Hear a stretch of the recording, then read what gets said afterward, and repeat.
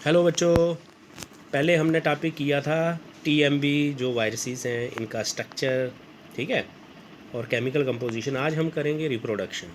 तो रिप्रोडक्शन में आप देखिए कि ये जो, जैसा आपको पता है कि ये होस्ट सेल के अंदर जब एंटर करता है, होस्ट सेल कौन सा है? टोबैको का प्लांट। टोबैको प्लांट के जब किसी भी सेल में ये एंटर करता है तो उसके अंदर ही ये अपना लाइफ साइकिल कंप्लीट करता है, ठीक है। तो ये इसका लाइफ साइकिल देखेंगे क्या करता है ये। जब ये वंस इनसाइड द होस्ट है, जब ये होस्ट सेल के अंदर जाता है वायरस, तो ये क्या करता है, अपना जो प्रोटीन कोड होता है ना इसका, जैसे जैसा कि आपको स्ट्रक्चर में बताया था, वायरस के बीच में न्यूक्लिक एसिड होता है जो सिंगल स्टैंडर्ड आरएनए होता है, और जो उसके जो कैप्सिड्स हैं प्रोटीन कोड में, कैप्सोमियर्स, वो ऐसे लगे होते हैं जैसे अंगूर के दाने होते हैं ना, चिपके हुए, ठीक है। तो वो क्या करता है, न्यूक्लिक एसिड से वो अलग हो जाते हैं कैप्सोमियर्स, प्रोटीन कोड इसका अलग हो जाता है। तो उसके बाद ये जो वायरल आरएनए है ये कहाँ जाता है? न्यूक्लियस में। और न्यूक्लियस में कहाँ चला जाता है? ये करीब करीब न्यूक्लियोलस के पास, ठीक है। न्यूक्लियस के अंदर ही न्यूक्लियोलस होता है, और क्या करता है ये, वहाँ पे जाके अर्ली प्रोटीन्स बनाता है। अर्ली प्रोटीन्स क्या होते हैं? कुछ ऐसे एंजाइम्स होते हैं जो एक और आरएनए की कॉपी बनाते हैं, ठीक है। आरएनए की कॉपी बनाते हैं, उसी आरएनए की कॉपी जिसको हम बोलते हैं रेप्लिकेटिव आरएनए, ठीक है। इसको रेप्लिकेटिंग आरएनए बोलते हैं। एक और कॉपी इसकी आरएनए की इसको पहले बनानी पड़ेगी, ठीक है। उसको हम कम्प्लीमेंट्री कॉपी बोलते हैं। कम्प्लीमेंट्री मतलब वही जो सीक्वेंसेस होते हैं उसके न्यूक्लिक एसिड के, वो इस पे भी होते हैं। तो जब इसकी एक कम्प्लीमेंट्री कॉपी बन गई, ठीक है, इसकी वायरल के जीनोम की, और ये जो कम्प्लीमेंट्री कॉपी बनी ये बिल्कुल जो अंदर एक्चुअल है ना उसके उलट होगी। कम्प्लीमेंट्री का मतलब है, अगर जहाँ एडेनिन लगा होता है तो आरएनए में आपको पता है वहाँ क्या लगता है? थाइमिन नहीं लगता, वहाँ यूरेसिल लगता है। तो यूरेसिल होगा यहाँ, वहाँ आपको पता है जो एडेनिन लगेगा, ठीक है। तो वैसे ही कम्प्लीमेंट्री कापी बनती है, तो ये बहुत सारी कापीज़ वहाँ बना देता है। जो कम्प्लीमेंट्री कापी बनेगी वो कम्प्लीमेंट्री कापी बहुत सारी जो नई आरएनए की कापी को बना लेगी। ये जो है ना आपका जीनोम का बढ़ना, ये आपके 12th में है, डीएनए की रेप्लिकेशन में, वहाँ पे आपको ये इसको और डिटेल में बताया जाएगा कि जैसे ही आरएनए घुसा होस्ट सेल के बीच में, उसने एक कम्प्लीमेंट्री कापी बनाई। फिर ये जो कम्प्लीमेंट्री कापी है ना, ये एक्ट करती है एज ए टैंपलेट। टैंपलेट का मतलब ਜਿਹੜੀ असली कापी थोड़ी ਉਹਦੇ ਉੱਪਰ बाद जो फोटो स्टैट कराते कराते जियां तुम बड़ी सारियां करा लेंदे हो, ठीक है। तो वहाँ से बहुत सारी कापीज़ आरएनए की बनेंगी। तो आरएनए की कापी बनने के बाद फिर वो जो प्रोटीन के यूनिट बनेंगे, ठीक है। प्रोटीन के यूनिट बनेंगे जब, लेकिन प्रोटीन के यूनिट कैसे बनेंगे?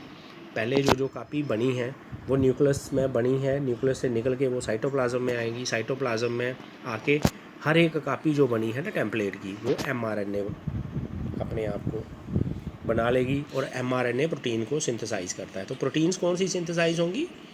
वही जो कैप्सोमियर्स वाली प्रोटीन्स हैं।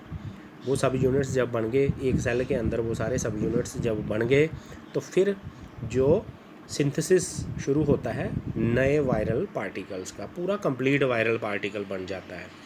तो ये वायरल जब पार्टिकल जब कंप्लीट अंदर तैयार हो गया, तो ये क्या करेगा, ये होस्ट सेल को लाइस जा मतलब इसको तोड़ेगा नहीं, इसको रप्चर नहीं करेगा, ठीक है।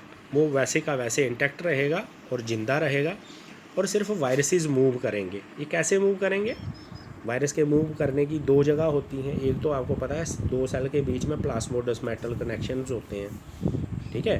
प्लाज्मोडेस्माटल कनेक्शन कौन से होते हैं कि जब वो सेल डिवाइड हो रहे होते हैं माइटोसिस से, तो जो एंडोप्लाज्मिक रेटिकुलम है ना, वो वाल्स के बीच में ही रह जाता है, उसके ऊपर से वाल आ जाती है, तो ये प्लाज्मोडेस्माटल कनेक्शंस बोलते हैं। Cytoplasmic connections between two cells, इनको प्लाज्मोडेस्माटा बोलते हैं, ठीक है। तो फिर एक और तरीका है इसका, थ्रू द वेस्कुलर सप्लाई। आपको पता है जाइलम फ्लोइम कंडक्टिंग टिश्यू है, उसके ज़रिए भी ये वायरसेस चलते हैं। तो ये अंदर अंदर से हर सेल के बीच में पहुँचेंगे, उसको हम क्या बोलते हैं? Systemic infection. जो अंदर अंदर से चलती है उसको हम क्या बोलते हैं? Systemic infection. जैसे कोरोना की इन्फेक्शन है, सिस्टेमिक इन्फेक्शन है, अंदर अंदर से चलेगी ये, ठीक है। When transmitted by some means, जैसे भी ये जो दूसरे प्लांट पे पहुँचेंगे, the viruses infect healthy plant. कैसे? अब एक प्लांट में है, अब उस प्लांट को हवा से अगर रगड़ा जाता है दूसरे प्लांट के साथ, जहाँ आप उसका पत्ता निकाल के किसी दूसरे पे फेंकते हो, या उड़ के वो किसी के साथ दूसरे प्लांट पे जाता है, जहाँ आप उसका जूस निकाल के दूसरे पे स्प्रे करते हो, तो क्या होता है, नया प्लांट भी इन्फेक्टेड हो जाता है। तो ये देखो लाइफ साइकिल दिया हुआ है इसका टीएमबी का। ये शुरू जहाँ से हुआ, देखो क्या है ये, एक जो आपका वो जो गुच्छे वाला वायरस पार्टिकल टीएमबी एक होस्ट सेल के अंदर आ रहा है। होस्ट सेल के अंदर आया तो इसका डीएनए देखो कहाँ चला गया, डीएनए इसका चला गया, आरएनए वायरल, ये आरएनए वायरस है, इसका आरएनए चला गया उसके न्यूक्लियस के बीच में, होस्ट सेल के। तो पीछे जो कैप्सोमियर्स हैं ना, जो प्रोटीन्स हैं, ये डिग्रेड हो रही हैं। तो बाद में प्रोटीन्स तो डिग्रेड हो गई हैं, लेकिन जो वायरस का आरएनए है उसने एक और कापी बनाई, रेड कलर से मैंने यहाँ दिखाई हुई है। इस कापी को बोलेंगे कम्प्लीमेंट्री डीएनए या रेप्लिकेटिव डीएनए, ठीक है। जब ये बन गई कापी, ठीक है, अब ये वाली कापी जो नई बनी है रेड, अब ये वाली एक दूसरी कम्प्लीमेंट्री कापी को जन्म देगी, ठीक है। जन्म क्या देगी, मतलब सिंथेसाइज होगा। ये सिंथेसाइज थोड़ा सा कम्प्लेक्स प्रोसेस है, ये अभी इस साल आपको नहीं है। तो ये जो दूसरी कापी बनी वो देखो साइटोप्लाज्म में आ गई, न्यूक्लियस से निकल के साइटोप्लाज्म में आ गई। तो ये साइटोप्लाज्म में फिर क्या करेगी, साइटोप्लाज्म में आके ये जो कैप्सोमियर्स है ना, छोटे छोटे प्रोटीन सब यूनिट्स, इनको सिंथेसाइज करेगी। बाद में जब ये प्रोटीन सब यूनिट सिंथेसाइज हो जाते हैं तो कंप्लीट वायरस पार्टिकल्स बनते हैं। ये देखो अगली जो डायग्राम है, ये वाली डायग्राम, ठीक है। तो इसमें जो वायरल पार्टिकल्स सिंथेसाइज हो गए हैं, कंप्लीट हो गए हैं। बाद में ये जो अंदर अंदर से इन्फेक्शन चलती है, ये देखो लिखा है mature TMV viral particles produced, जो प्रोड्यूस होते हैं एंटर द एडजॉइनिंग सेल्स, कैसे, थ्रू सिस्टेमिक इन्फेक्शन।